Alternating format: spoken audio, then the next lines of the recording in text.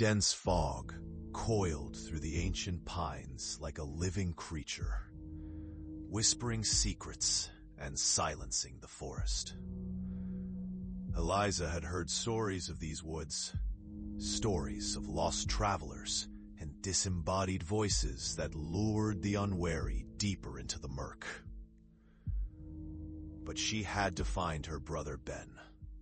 He hadn't returned from his evening walk, and the sun's last light barely made an imprint against the overhead canopies.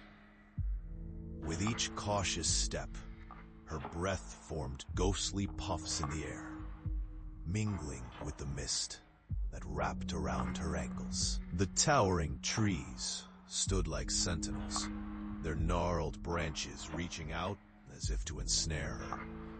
"Ben," Eliza called, her voice cracking against the stillness, swallowed by the shadows that seemed to flinch at the sound. As she forged deeper, the temperature dropped. A low hum reverberated through the ground. Eliza felt it rumble in her chest, awakening an innate fear. The path twisted unnaturally, as if sculpted by an unseen hand, pulling her into an embrace that felt less welcoming with each passing moment.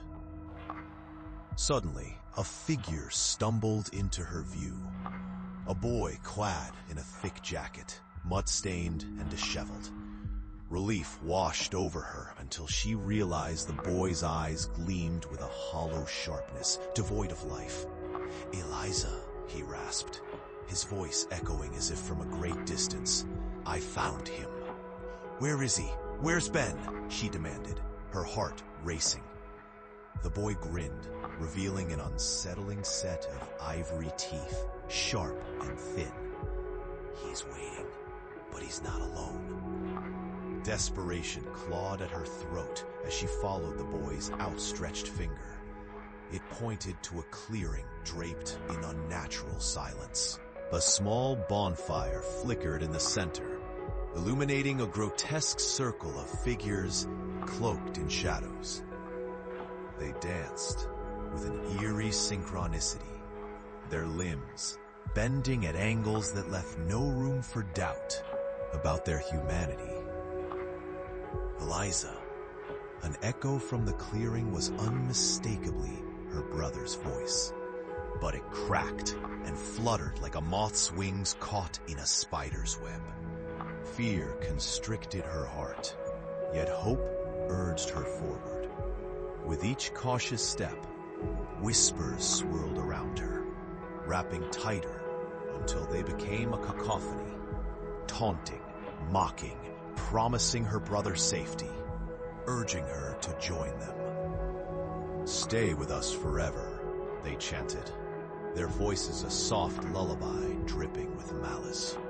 A hand seized her wrist, pulling her toward the fire.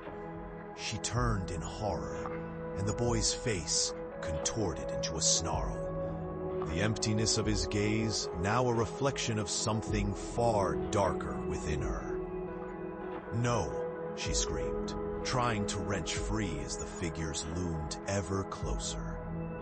Suddenly, she caught sight of Ben standing among them. A serene smile plastered on his face. His eyes void of recognition. He beckoned her with a slow, inviting gesture, the very same she had recalled from their childhood games. "Join us, Eliza," he chimed, a sing-song lure. And in that moment, she understood. As she fought against the urge to draw near, she realized this was not a rescue. No, it was an invitation to surrender her soul to whatever had twisted the forest into this nightmarish tableau. The fog swirled tighter, enveloping her thoughts, fashioning a veil so dense that reason slipped away. As the last gasp of her free will faded, she accepted the truth. She wouldn't escape. Not from this place, nor from her past, because the forest had called to them both long before they ever ventured in. And as the darkness swallowed her whole, the final glimmer of clarity evaporated into a murmur, the name of her brother echoing hollowly within the trees that would trap them forever, leaving the path for the next unsuspecting traveler wandering down this cursed route.